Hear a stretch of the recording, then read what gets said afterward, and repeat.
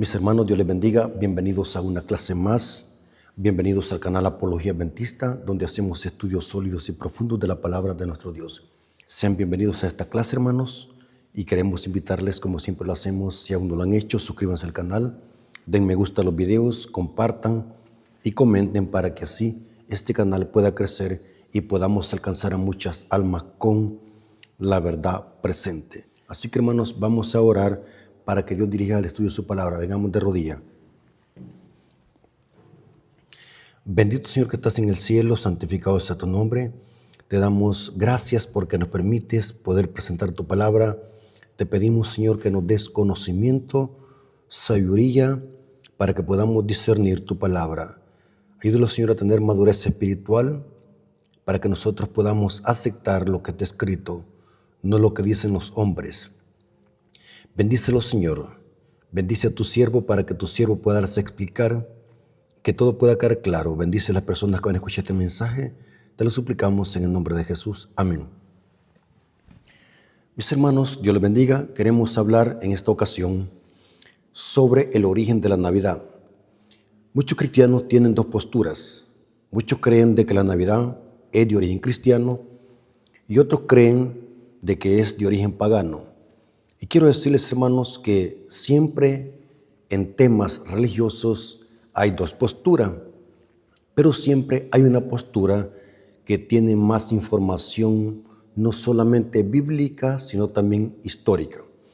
Así que en esta ocasión vamos a inclinarnos por la posición que sostiene que la Navidad es de origen pagano y que no tiene nada que ver con cristianismo, sino que solamente es un disfraz de cristianismo, pero que sus raíces son netamente paganas. Así que vamos a ver un poco de Biblia para que pongamos la plataforma de este estudio, para que veamos de qué manera se infiltró la Navidad al cristianismo o al catolicismo romano. Después lo copiaron las iglesias protestantes. Pero vamos a ver en este estudio que todo tiene su origen en el paganismo. Hay mucha información histórica, hermanos. Lo que pasa es que no estamos leyendo, no estamos investigando, no nos gusta estudiar, pero hay una vasta información histórica que demuestra cuál es el origen de la Navidad. Veamos un poco de Biblia. El apóstol Pablo predijo que a la iglesia primitiva iba a entrar la apostasía. La apostasía significa una negación de la fe, un abandono de la fe.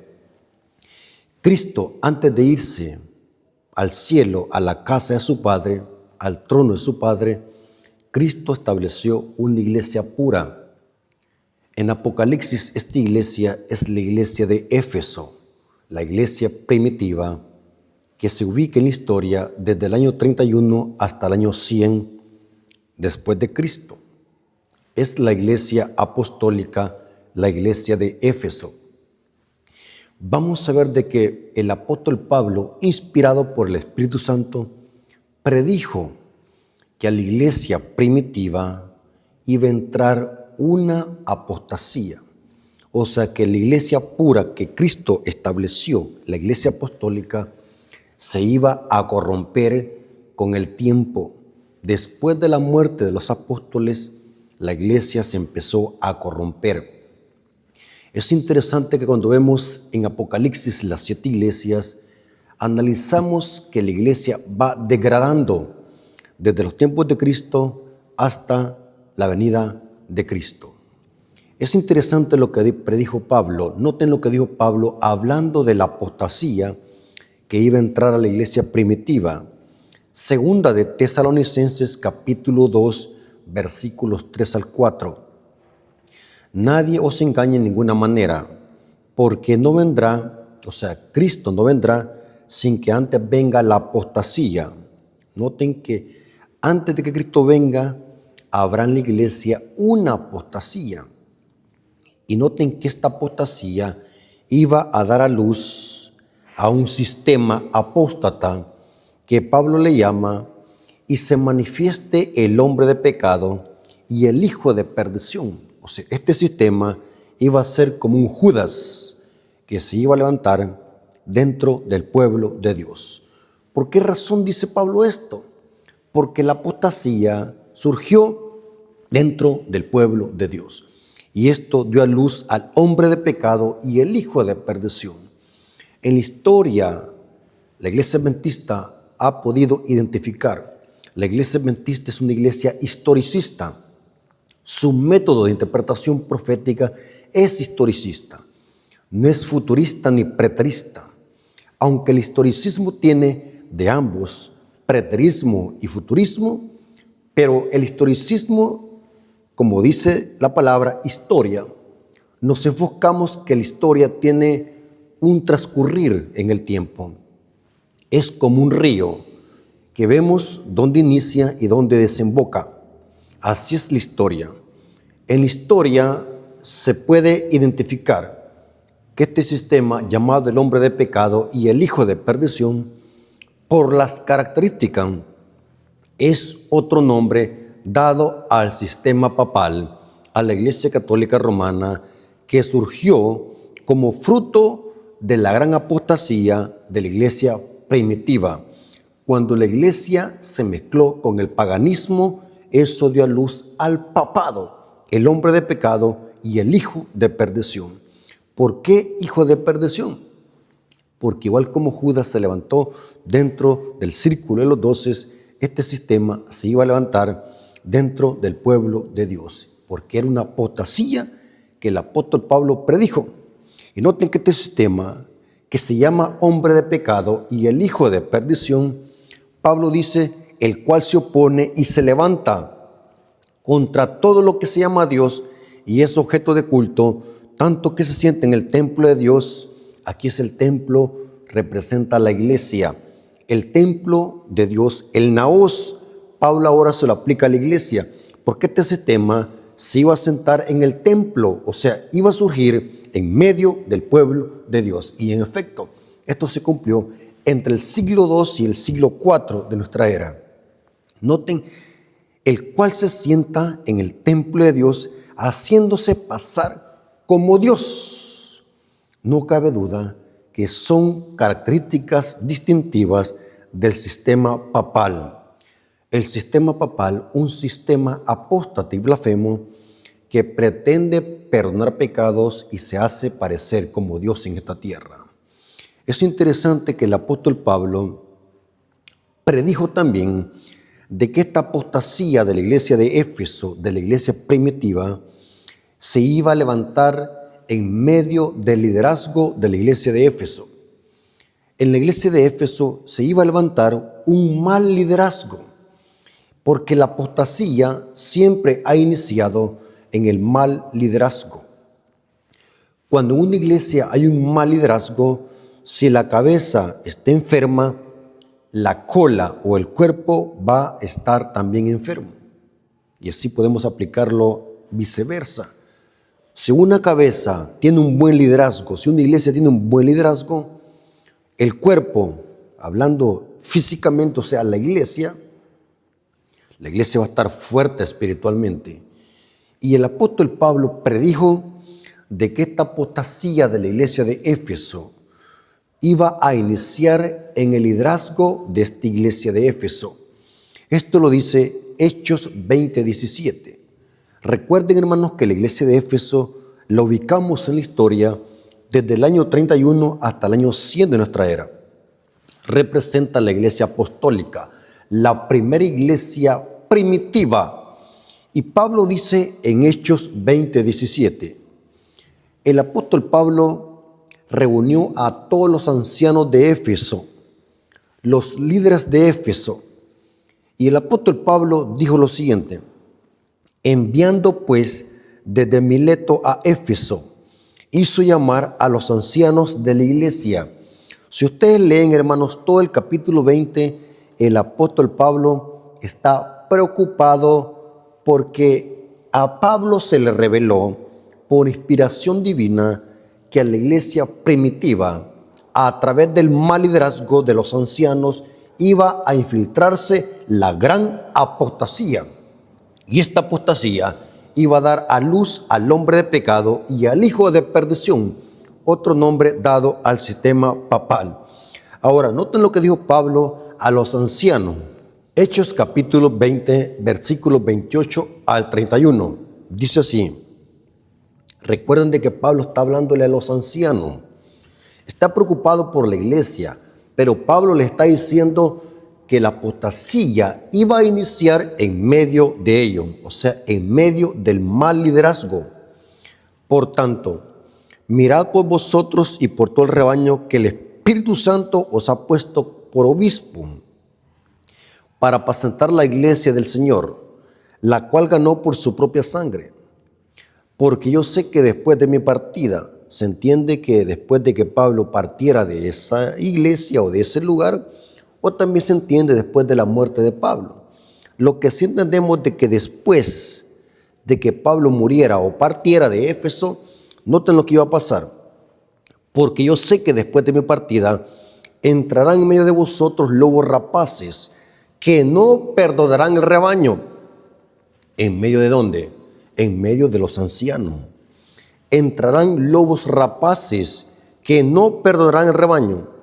Y de vosotros mismos, o sea, del ancianato, del mal liderazgo, y de vosotros mismos se levantarán hombres que hablen cosas perversas. ¿Pero para qué?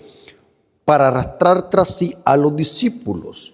Por tanto, velad, acordándoos que por 3 años de noche y de día no he cesado de amonestar con lágrimas a cada uno. Terrible lo que Pablo está prediciendo, que la apostasía iba a iniciar en el liderazgo de la iglesia de Éfeso, la iglesia apostólica, la iglesia primitiva. En ese contexto, noten Cristo la exhortación que le da a la iglesia de Éfeso en Apocalipsis. Apocalipsis capítulo 2, versículo 1 al 4. Cristo, el testigo fiel y verdadero, exhorta a la iglesia de Éfeso, la iglesia primitiva. Noten lo que está pasando. Apocalipsis 2, versículo 1 al 4. Escribe al ángel de la iglesia en Éfeso. El ángel en la iglesia de Éfeso, o los ángeles de las 7 iglesias, según Apocalipsis 1:20 y según el libro Obreros Evangélicos, página 13, representan los ancianos y los respectivos ministros de cada iglesia. O sea, que aquí Cristo primeramente le está hablando al líder de la iglesia, al pastor de la iglesia de Éfeso, los ancianos, porque recordemos de que Pablo a quienes les había advertido, a los ancianos de Éfeso, porque la apostasía iba a iniciar en los ancianos de Éfeso. Escribe al ángel en la iglesia en Éfeso, el que tiene las 7 estrellas en su diestra, el que anda en medio de los 7 candeleros de oro. Dice esto, aquí es Cristo que está diciendo esto. Yo conozco tus obras y tu arduo trabajo y paciencia. Esto era lo que caracterizaba a la iglesia apostólica, una iglesia celosa en el evangelio. Pablo cómo debatía con los fariseos, Pablo cómo debatía con los falsos maestros judaizantes. Vemos cómo Pedro no permitió que Ananías y Zafira hicieran un engaño al Espíritu Santo. Hechos capítulo 5.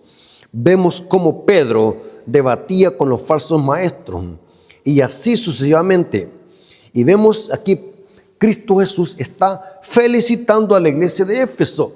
Yo conozco tus obras y tu arduo trabajo y paciencia, y que no puedes soportar a los malos. En efecto, si ustedes ven el libro de Hechos de los Apóstoles, cómo la iglesia crecía, eran celosos en el evangelio. Habían falsos maestros que querían corromper a la iglesia, y Pablo y los apóstoles debatían con ellos. O sea, los apóstoles tenían un arduo trabajo, eran celosos en el evangelio, que no puedes soportar a los malos. Y has probado a los que se dicen ser apóstoles y no lo son, y los has hallado mentirosos, y has sufrido y has tenido paciencia. Esto es lo que la iglesia primitiva sufrió. Los apóstoles fueron perseguidos. La iglesia fue asediada por Saulo de Tarso. La iglesia fue perseguida en Jerusalén. Noten, has tenido paciencia y has trabajado arduamente por amor a mi nombre y no has desmayado. Pero hay un problema. Noten lo que está aquí diciendo Cristo de la iglesia de Éfeso. Pero tengo contra ti que has dejado tu primer amor, porque la iglesia primitiva dejó su primer amor, porque en la iglesia primitiva se infiltró la apostasía. La verdad se empezó a corromper. El paganismo se empezó a infiltrar a la iglesia.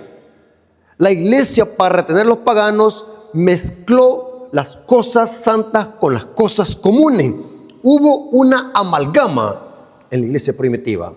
La gran apostasía que surgió en la iglesia primitiva dio a luz al papado. La iglesia primitiva, la iglesia de Éfeso, dejó su primer amor. Se apartó gradualmente de la verdad en la cual había sido fundamentada. Y esto sucedió después que los apóstoles murieron. El diablo aprovechó, porque el diablo sabía de que si Pablo estaba vivo, no podía infiltrar la apostasía en la iglesia. Si Pedro estaba vivo, no podía entrar la apostasía en la iglesia. Si Santiago, si Bernabé estaban vivos, no podían entrar la apostasía en la iglesia. Así que el diablo esperó que los apóstoles murieran para empezar a infiltrar la apostasía gradualmente. No fue de una sola vez o de un golpe, sino que fue gradualmente. Esto lo corrobora el espíritu de profecía. Esta cita me llamó la atención lo que dice, cómo se infiltró la apostasía. Y noten qué interesante lo que dice esta cita, Conflicto de los Siglos, página 381, párrafo 6. Conflicto de los Siglos, página 381, párrafo 6. ¿Cuál fue el origen de la gran apostasía? Dice la cita, noten la pregunta. ¿Cuál fue el origen de la gran apostasía?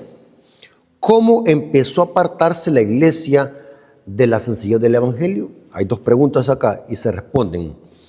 Conformándose a las prácticas del paganismo, noten, conformándose a las prácticas del paganismo,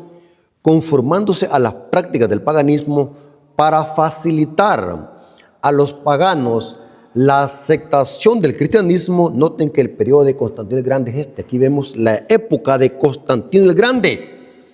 Noten, para facilitar a los paganos la aceptación del cristianismo, el apóstol Pablo dijo acerca de su propio tiempo, ya está obrando el misterio de la iniquidad. Segunda de Tesalonicenses 2:7. Porque en los tiempos de Pablo quien gobernaba era Roma imperial.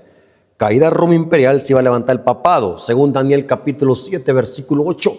Porque el cuerno pequeño surge de la cuarta bestia que es Roma. Y noten, mientras aún vivían los apóstoles, la iglesia primitiva permaneció relativamente pura. ¿Cómo? Mientras aún vivían los apóstoles, la iglesia permaneció relativamente pura. Hacia fines del siglo II, la mayoría de iglesias asumieron una forma nueva. La sencillez primitiva desapareció. ¿Noten la apostasía cómo está entrando? La sencillez primitiva desapareció. E insensiblemente, a medida que los antiguos discípulos bajaban a la tumba, sus hijos, o sea, otros líderes, se unieron con nuevos convertidos. Se adelantaron y dieron nueva forma a la causa, ¿no? Dieron nueva forma a la causa. O sea, cambiaron los principios, cambiaron las normas. Y noten cómo dice, para aumentar el número de los convertidos, noten, se rebajó el alto nivel de la fe cristiana. O sea que para ganar alma, para llenar la iglesia de paganos, pero sin conversión, dice la cita, que se rebajó el alto nivel de la fe cristiana. Y el resultado fue, noten hermanos, el gran error, rebajar los principios cristianos para alcanzar números.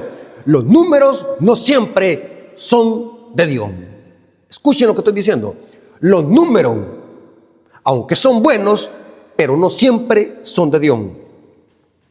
se rebajó el alto nivel de la fe cristiana y el resultado fue una ola de paganismo que anegó la iglesia, trayendo consigo sus costumbres, sus prácticas y sus ídolos.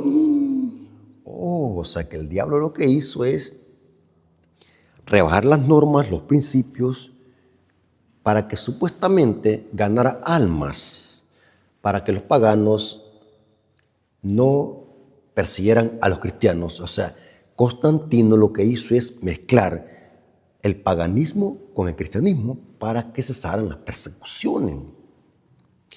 ¿Cuál fue el resultado? Llenar la iglesia de gran ola de paganismo, trayendo consigo, noten lo que se infiltró, trayendo consigo sus costumbres y sus prácticas y sus ídolos. O sea, los paganos siempre seguían siendo paganos, pero hoy con un rostro de cristiano. O sea, las prácticas abominables, los ídolos y las tradiciones que los paganos practicaban a sus dioses, hoy, con la llegada de Constantino, lo que hizo es que esas prácticas se les maquilló con un rostro de cristiano, para que así los paganos siguieran viviendo su misma vida, pero ahora con otro nombre, con un rostro supuestamente de cristiano, pero de cristianos no tenían nada. Para aumentar el número de los convertidos, y voy a leer la parte que me llamó la atención, para aumentar el número de los convertidos, se rebajó el alto nivel de la fe cristiana. ¿Y el resultado cuál fue? Una ola de paganismo que llenó la iglesia, trayendo sus costumbres, sus prácticas y sus ídolos. Terrible, hermanos. Una vez que la religión cristiana hubo ganado el favor y el apoyo de los legisladores seculares, fue aceptada nominalmente por multitudes. Noten, nominal significa que es solo de nombre. Fue aceptada nominalmente por multitudes, pero mientras éstas eran cristianas en apariencia, muchos permanecieron en el fondo paganos, que seguían adorando sus ídolos en secreto.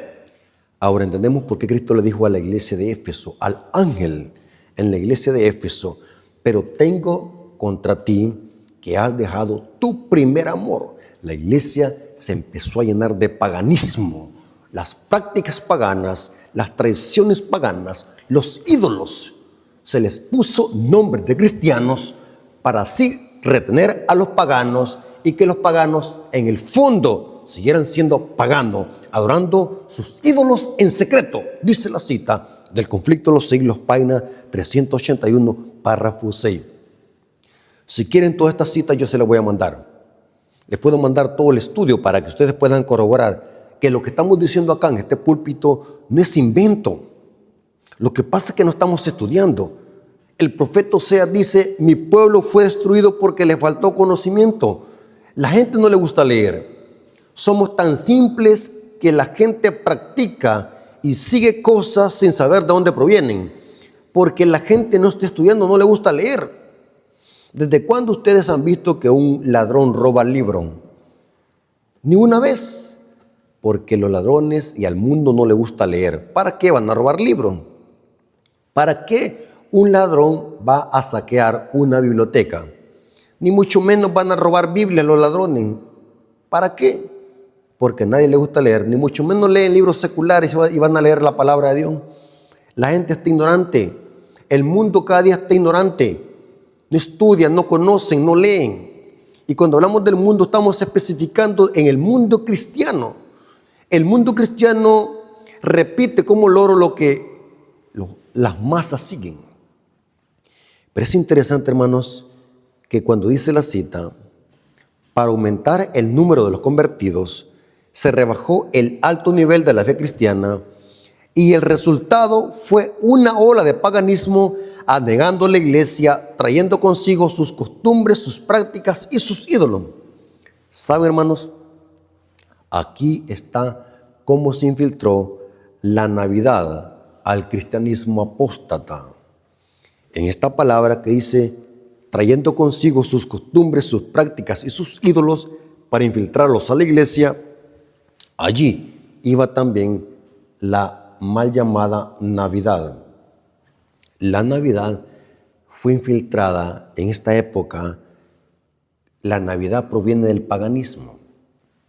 Quien infiltró la Navidad a la Iglesia Católica, vamos a ver de que según la historia fue Constantino el Grande y el Papa Julio I. Tengo una información que la saqué de una enciclopedia. Noten cómo dice: la Navidad es el sincretismo de la fiesta Saturnalia. ¿Qué es fiesta Saturnalia? Una fiesta pagana celebrada por los romanos en honor a Saturno. Noten. O sea que la Navidad es un sincretismo, es una mezcla de la Saturnalia y lo que hicieron ahora los paganos, o sea, Constantino junto con el Papa Julio I, es ponerle el nacimiento de Cristo, pero es la misma Saturnalia romana maquillada con el nacimiento de Cristo.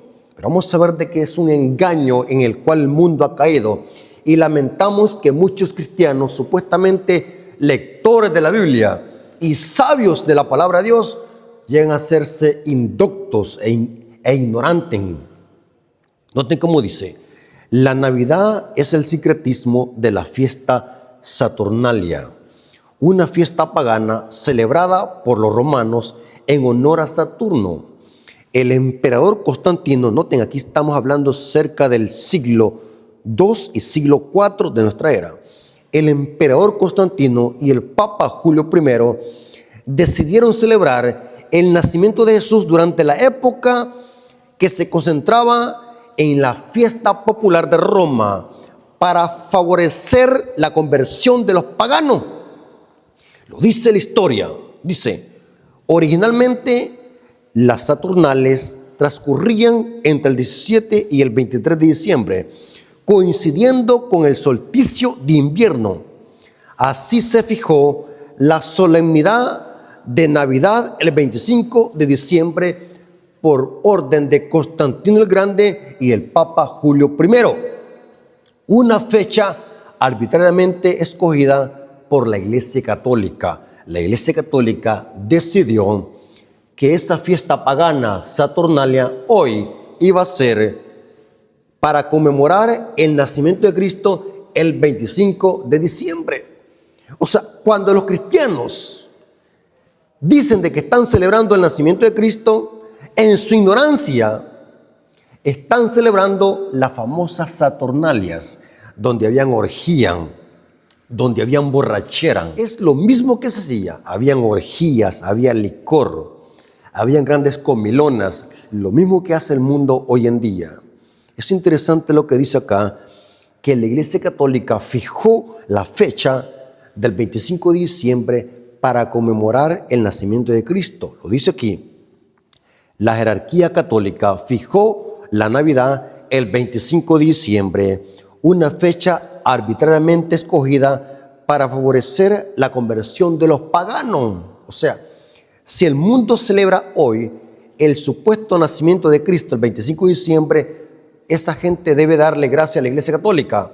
Pero de cristianismo no tiene nada que ver estas fiestas. Es una fiesta netamente pagana. En esta ocasión, los romanos festejaban el Sol Invictus, un culto a la divinidad solar asociada con el nacimiento de Apolo, el dios Sol. Noten que todo viene del romanismo, en efecto.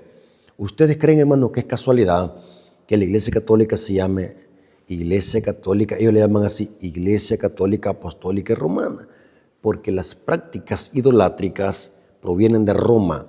Lo que hizo la Iglesia Católica es cristianizarlas.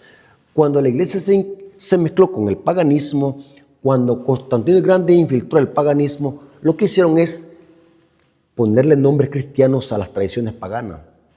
O sea, las tradiciones paganas se cristianizaron y se les puso un manto de cristiano. La Saturnalia romana se le puso 25 de diciembre, el nacimiento del niño Dios. Terrible, hermanos. Esto lo corrobora la enciclopedia. Noten esta enciclopedia británica, edición de 1946. Enciclopedia Británica de 1946 dice: la Navidad no se contaba entre las antiguas festividades de la iglesia. No encontramos. Esto es cierto. Lo está diciendo una enciclopedia británica. Los apóstoles no celebraron Navidad. No encontramos esta fiesta de Navidad en las fiestas que los apóstoles observaban, ni que Israel celebraba. No las encontramos. En efecto, las fiestas que Israel celebraba eran 7 fiestas, Levítico 23. La iglesia apostólica tenía 3 fiestas también. Era el Shabbat, tenía la cena del Señor y también tenía el bautismo. Con estas 3 fiestas o 3 emblemas conmemoraban la muerte y resurrección de Cristo. El Shabbat recordaba de que Dios es nuestro creador. Pero en la iglesia primitiva, ni en el pueblo de Israel, no vemos de que la iglesia haya observado una Navidad para conmemorar el nacimiento de Cristo. Y dice esta enciclopedia británica, la Navidad no se contaba entre las antiguas festividades de la iglesia. No fue instituida por Jesucristo ni por los apóstoles, ni por autoridad bíblica. Fue tomada, esto me llamó la atención y hasta los vellos de la mano se me erizaron. Noten, fue tomada más tarde del paganismo. Dice la enciclopedia británica, edición de 1946. Hermanos, es hora de abrir los ojos. Es hora que seamos maduros espirituales, hermanos. Hay gente que está siguiendo cosas sin saber de dónde provienen. Dice esta enciclopedia británica, dice que la Navidad fue tomada más tarde del paganismo. Terrible. Ahora, vamos a ver. Hay mucha información científica, histórica y bíblica que corrobora que es poco probable, o mejor dicho, imposible, que Cristo haya nacido un 25 de diciembre. La Biblia no habla de que Cristo nació un 25 de diciembre. Es una fecha creada e inventada por la Iglesia Católica para maquillar la Saturnalia romana. Pero no encontramos en la Biblia que Cristo haya nacido un 25 de diciembre. Se puede calcular por el cómputo hebreo y por las fiestas solemnes y por las 70 semanas de Daniel 9 que Cristo aproximadamente nació entre el mes de septiembre y octubre. Es un cálculo, no es una exactitud, pero se puede calcular por el cómputo y por mucha información bíblica que Cristo aproximadamente nació entre septiembre y octubre, en primavera, no en invierno. Por eso es que es imposible que Cristo haya nacido en diciembre, porque en esta época en Palestina hace mucho frío y cae nieve. No tengo alguna información bíblica. La Biblia nos da algunos pincelazos para poder detectar o corroborar de que Cristo es imposible que haya nacido en diciembre. Dicen los católicos, nosotros no conmemoramos una fecha, sino un acontecimiento. Eso lo dicen para maquillar el engaño. Es un maquillaje que dan. Si no siguieran la tradición del papado, entonces ¿por qué buscan todos los años una fecha establecida por el papado? ¿Por qué no lo hacen durante todo el año o por qué no lo hacen en otra fiesta? Porque siguen la tradición del mundo y del papado. Inclusive esta clase de argumentos falsos y sin fundamento bíblico y absurdo, le llamo yo, y descabellado, lo usan aún hasta hermanos de la iglesia adventista para defender la Navidad. Porque hay hermanos, hay que aceptar que aún en la iglesia adventista hay hermanos que aún siguen y no se desprenden de las tradiciones de la iglesia católica. Hay que hablar claro, hermanos. Pero según la Biblia, es imposible que Cristo haya nacido en invierno. Cristo nació en primavera. Dice la Biblia que cuando Cristo nació, habían pastores pastoreando su rebaño en el campo. Esto es imposible que haya sido en invierno, porque ningún pastor va a sacar a sus ovejas, a su rebaño, en invierno. Por eso es que se calcula que Cristo nació en primavera, entre septiembre y octubre. Esto lo corrobora Lucas 2, 7 y 8. Lucas capítulo 2, versículos 7 al 8 dice, y dio a luz a su hijo primogénito, y lo envolvió en pañales y lo acostó en un pesebre, porque no había lugar para ellos en el mesón. Había pastores en la misma región. Noten qué cabeza se pone a pensar de que esto era invierno. Es imposible. Había pastores en la misma región que velaban y guardaban las vigilias de la noche sobre su rebaño. Noten, habían pastores. Por tanto, es imposible que haya sido en invierno. En diciembre, en Palestina, hace un enorme frío. Y es imposible que los pastores salgan a pastorear su rebaño. Peor en la noche. Las temperaturas son extremas. Noten cómo dice el Deseado de toda la gente, página 31, hablando de estos pastores. Estos hombres sencillos y piadosos pasaban las silenciosas horas de la noche hablando del Mesías prometido y rogando por su venida. Mientras ellos pastoreaban a su rebaño, entre ellos hablaban de las promesas de la venida de un Mesías. Y esto lo hacían en la noche, hermanos, cuando pastoreaban su rebaño. Por tanto, hermanos, es imposible que esto haya sido en invierno. Esto fue en primavera. Se puede demostrar esto.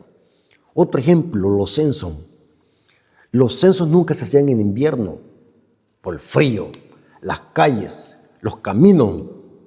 Es imposible que Cristo haya nacido en el invierno. Fue en primavera, porque los censos nunca se hacían en invierno. Esto lo dice Lucas capítulo 2, versículo 1 al 3.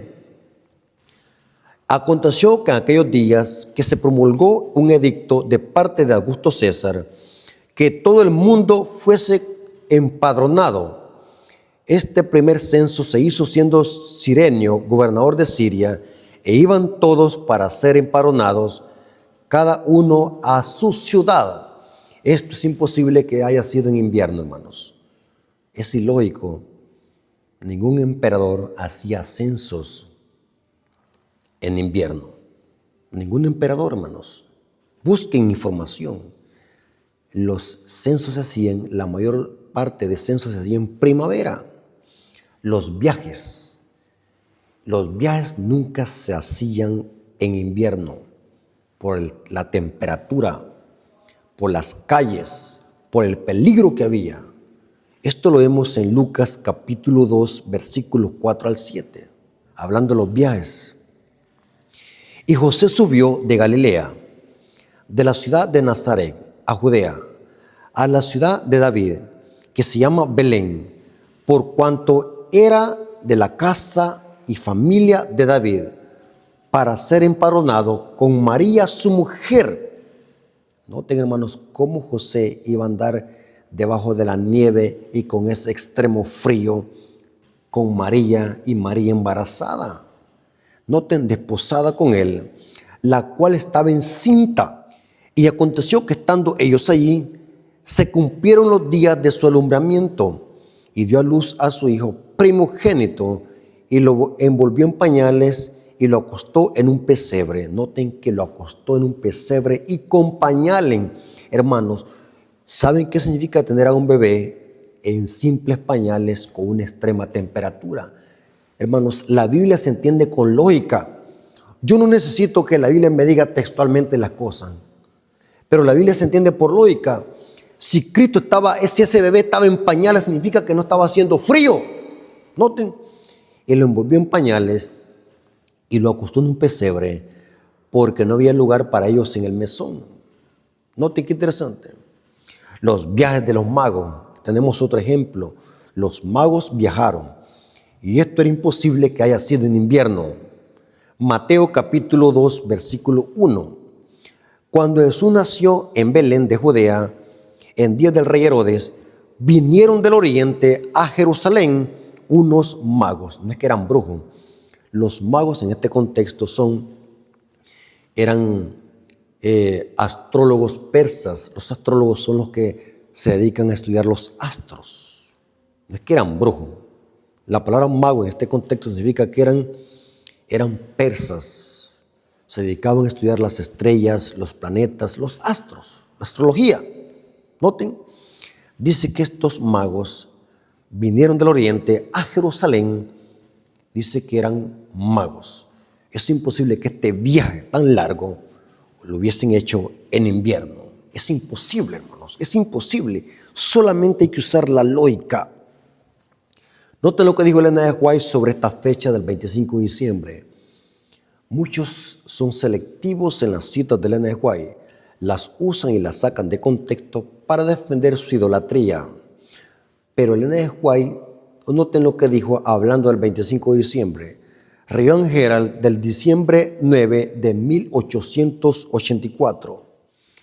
Review and Herald del 9 de diciembre de 1884, párrafo 3 dice: no hay santidad divina que descanse sobre el 25 de diciembre. Y no es agradable a Dios que cualquier cosa que se refiere a la salvación del hombre a través del infinito sacrificio hecho por ellos sea tan tristemente pervertido de su profeso diseño. Noten, no hay santidad divina en el 25 de diciembre. No hay nada. El 25 de diciembre no nació Cristo. Es una fiesta pagana de los romanos. La Biblia no enseña cuándo nació Cristo. Dios ocultó esa fecha para que no cayésemos en idolatría. Aún así, la gente sigue la idolatría. La gente se enloquece en esta fiesta. Hay una gran cantidad de asesinatos. Hay una gran cantidad de mortandad de animales para comérselo. La gente se emborracha. Terrible. Noten, pura fiesta pagana. La mal llamada Navidad. Que en Navidad la gente ni se acuerda de Cristo, hermanos. La gente lo que le gusta es seguir la tradición. La gente en esta fecha aman supuestamente al niño que nació en Belén, pero odian a aquel que dijo: si me amáis, guardad mis mandamientos. Noten cómo dice esta otra cita, Review and Herald del 9 de diciembre de 1884, párrafo 1. Pero, ¿qué es la Navidad para que requiera tanta atención? La gente se enloquece, las iglesias se enloquecen, los cristianos se enloquecen. Noten, pero ¿qué es la Navidad para que requiera tanta atención? A este día se le ha presentado demasiada atención por siglos y es aceptado por el mundo incrédulo. ¿Quiénes aceptan esta fecha? El mundo incrédulo, dice ella. Noten. Y por el mundo cristiano en general, como día que nació Cristo. Cuando el mundo en general celebra este día, no muestran ningún honor a Cristo. Terrible, hermanos. Se niegan a reconocer como su Salvador, a darle honra con la obediencia voluntaria a su servicio. Noten cómo dice: muestran preferencia por el día, pero ninguna preferencia a aquel por quien el día se celebra. Esto está en la Review and Herald del 9 de diciembre de 1884, párrafo 1. Ahora, ¿qué debemos hacer? ¿Será que debemos de hacer los ermitaños, de meterlos en una cueva hasta que pase este mes? ¿O será que los cristianos tenemos que celebrar la Navidad? Yo creo que después de conocer esto, no sentiríamos deseo de celebrar Navidad sabiendo que es una fiesta en honor a los demonios. Entonces, ¿qué hay que hacer? Muy buena pregunta. Hay una cosa que sí debemos de hacer como cristianos, y es aprovechar estas fiestas con una mente sana y una conciencia sana, presentarles al mundo la verdad presente y el evangelio eterno. Lo mejor que podemos hacer en estas fechas, hermanos, no es meterlos en una cueva, sino es evangelizar, dar libros. Compre libros, hermanos. En vez de derrochar ese dinero en cosas innecesarias, compre libros, hermanos. Regalen literatura. Mézclese, pero para sacar las almas del agua, no para nadar con ellos. Recordemos de que nosotros somos pescadores, no peces, que si nos metemos al agua, no es para nadar con los peces, sino para sacarlo. Somos de Cristo, estamos en el mundo, pero no somos del mundo. Somos hijos de Dios que debemos de brillar en este mundo de tinieblas y agonizante. Tenemos que presentar el evangelio, no solamente estas fechas, porque muchos usan como pretexto eso. Hay que ganar almas, dicen ellos, pero es lo menos que hacen. porque lo que quieren es mezclarse con el paganismo. Fuera de eso, si en verdad nosotros quisiéramos hacer la diferencia, compre libros, recoja dinero para comprar comida para la gente que está hambrienta en las calles, haga la diferencia. Y son dos cosas diferentes. Hacer la diferencia que mezclarse con el paganismo. Use sus recursos para ayudar a su prójimo. No solamente en estas fechas, porque no hay que ser hipócrita, sino que siempre, durante todo el año, hagamos esto. Compartir el pan con los hambrientos, regale literatura, regale ropa al desnudo, regale comida al desnudo, regale comida a aquel que está en las calles hambriento. Tanta gente que hay en las calles con frío, regálele abrigos, regale ropa, regálele comida. Haga la diferencia. En ese contexto, Elena de White dijo, hay que celebrar la Navidad en honor a los pobres. Elena de White celebra la Navidad, pero no en este sentido como el mundo lo celebra. Elena de White usaba estas fechas para hacer la diferencia, para llevar comida a los pobres. ¿Hace eso usted? ¿Hacen las iglesias eso?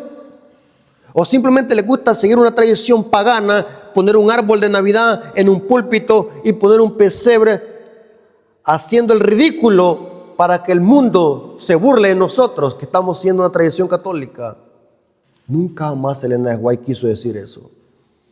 Tenemos que hacer la diferencia. Y en efecto, hemos sido llamados para hacer la diferencia. Cristo dijo, vosotros sois la luz del mundo para que alumbremos en las tinieblas. Usemos estas fechas. Y cualquier fecha o tradición, usémosla. Pero no para mezclarlas con ellos, sino para presentar el evangelio puro, la verdad presente. Háblenles a la gente del evangelio puro, no de fantasía, ni tampoco de sentimentalismo. Háblenles las verdades que preparan al mundo para el pronto regreso de Jesús. Hermanos, espero que hayamos comprendido cuál es el origen de estas tradiciones paganas. Así que hemos dado este estudio con el deseo de que nosotros podamos abrir los ojos y dejar de andar siguiendo tradición de hombres. Si en verdad quieren celebrar una fiesta, celebren la fiesta que está en la Biblia. No siga fiestas católicas, siga fiestas bíblicas. Cristo le dijo a los fariseos, ¿por qué dejan el mandamiento de Dios y se aferran a la tradición de los hombres? No cometamos ese error de imitar las prácticas de los fariseos. Levantemos la cruz de Cristo, levantemos los mensajes de los tres ángeles, levantemos la verdad presente en estas épocas y anunciémosle al mundo que Cristo viene pronto con poder y gloria. Así que vamos a orar para darle gracias a Dios por este estudio que hemos tenido esta noche. Vengamos de rodillas. Señor bendito que estás en el cielo, santificado sea tu nombre, te damos gracias porque estuviste con nosotros en este estudio. Gracias, Padre, porque permitiste que tu siervo pudiese presentar este tema. Bendice a las personas que van a escuchar este mensaje, que seamos edificados y podamos aceptar con humildad tu palabra y que dejemos de ser niños fluctuantes, de ser llevados por tradiciones y doctrinas que los hombres han inventado, en este caso la Navidad, que es una fiesta netamente pagana. Gracias, Padre, por tu amor y tu misericordia. Te lo agradecemos en el nombre de Jesús. Amén. Dios me lo bendiga, hermanos.